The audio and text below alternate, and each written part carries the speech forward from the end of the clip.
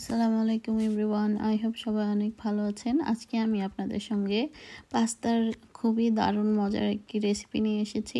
তো আমি যেভাবে রান্না করছি এভাবে বাসায় অবশ্যই ট্রাই করে দেখবেন।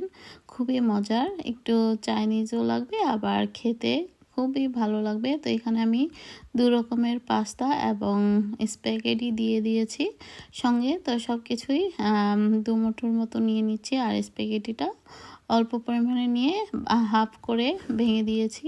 তো এখন আমি একটা হাঁড়িতে পানি এবং সাথে লবণ এবং একটু তেল দিয়ে দিয়েছি এবং সেগুলো যখন ফুটে আসবে তখন আমি সেখানে পাস্তা এবং ভেজিটেবলগুলো দিয়ে 12 থেকে 14 মিনিটের মতো এটাকে বয়েল করে নিয়েছি। এখন একটু ক্লিন করে নিলাম আর সঙ্গে আমি এর সাথে যা যা দিব সেগুলো হচ্ছে পেঁয়াজ কুচি, আদা রসুন পেস্ট, টমেটো কুচি আর এখানে দিয়েছি ছোট ছোট চিকেন টুকরো করে রেখেছিলাম আগেই। তো সেগুলো দিয়ে দিলাম। তো এখানে আমি সব কিছু দিয়ে তেলের মধ্যে সামান্য পরিমাণ লবণ, তারপরে দিয়ে দিলাম সয়া সস, গোলমরিচ গুঁড়ো। তো এগুলো দিয়ে একটু নেড়ে নিতে হবে। তারপরে দিয়ে দিলাম আমি এখানে চিলি ফ্লেক্স। তো সব কিছু একসাথেই আমি দিয়ে দিয়েছি।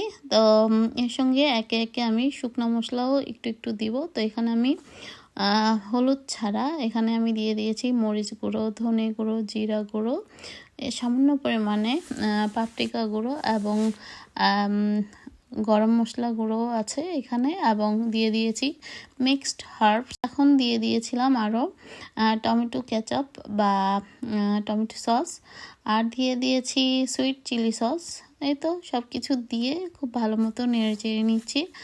আর এখন দিয়ে দিলাম ক্যাপসিকাম ছিল, এটা ফ্রোজেন, সামান্য পরিমাণে এটাও দিয়ে দিলাম।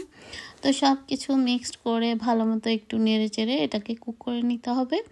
আর পাস্তাটাকে আমি আগেই একটু ঠান্ডা পানিতে ধুয়ে নিয়েছি। তো এটা যখন কুক হয়ে আসবে তো এই পর্যায়ে আমি এর সঙ্গে পাস্তা এবং সাথে দিব ধনে পাতা কুচি। ধনে পাতাটা একটু বেশি পরিমাণেই দিতে হবে। তো আমি আগেই ধনে পাতাটা দিয়ে একটু নেড়ে চেড়ে নিচ্ছি, পরে আবার কিছুটা দিব। তো এই আর কি, দেখতে পাচ্ছেন কত সুন্দর লাগছে দেখতে এবং খেতেও খুব দারুণ। তো এখানে আমি এই পর্যায়ে আমি দিয়ে দিচ্ছি সিদ্ধ করে রাখা পাস্তা এবং ভেজিটেবলটা। দেখতে খুবই সুন্দর লাগছে, কালারফুল, আর খেতে কিন্তু খুবই সুস্বাদু হয়েছে। আমার কাছে এই পাস্তার রেসিপিটা মানে কি বলবো, সবচেয়ে ভালো লাগে, মানে এভাবে খেতে আমার কাছে পাস্তা। তো আপনারা বাসায় যদি কারো ভালো লেগে থাকে আমার এই রেসিপিটা, বাসায় অবশ্যই রান্না করে খেয়ে দেখবেন যে এত মজার। আর কারো যদি ভালো লাগে তো আমাকে অবশ্যই কমেন্টস করে জানাবেন। তো এই আর কি। তো আমি এগুলোকে খুব ভালো মতো মিক্সড করে নিচ্ছি। আপনারা চাইলে এখানে চিংড়ি মাছ অথবা চিকেন ডিম দিয়েও আপনারা এটাকে ভেজে খেতে পারেন। আমি আসলে এই দুটো ছাড়াই আজকে করছি, শুধু চিকেন টুকরো দিয়ে করছি। তো যাই হোক, এখানে শুধু চিকেনের বুকের মাংসটা নিয়েছি। তো আপনারা চাইলে বাকি চিকেন ছাড়াও কিন্তু খেতে পারেন। যে কোনোভাবেই করেন না কেন খুবই মজা লাগবে এটা খেতে। তাই তো আমার পাস্তাটা প্রায় হয়ে আসছে। তো আমি লাস্ট পর্যায়ে একটু লবণটা চেক করে দেখব এবং সামান্য পরিমাণে আবার একটু ধনেপাতা কুচি দিয়ে দিব, তাহলেই হয়ে যাবে আমার পাস্তা রান্না। তো এটা গরম গরম খেতে দুর্দান্ত লাগে।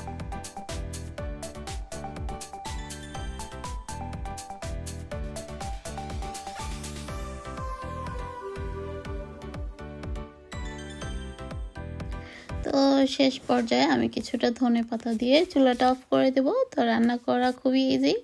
তো আমার রেসিপিগুলো যদি আপনাদের কাছে ভালো লেগে থাকে আমার চ্যানেলটিকে একটি লাইক, শেয়ার এবং কমেন্টস করে আমার পাশে থাকবেন আর বেল আইকনটি অবশ্যই প্রেস করে দিবেন যদি আরও সুন্দর সুন্দর ভিডিও দেখতে আগ্রহী থাকেন। তো বেল আইকনটি অবশ্যই প্রেস করতে ভুলবেন না। তো আজ এ পর্যন্তই। সবাই ভালো থাকবেন, আমাদের জন্য দোয়া করবেন আর আপনাদের জন্য রইল অনেক দোয়া। আল্লাহ হাফেজ। Thank you for watching.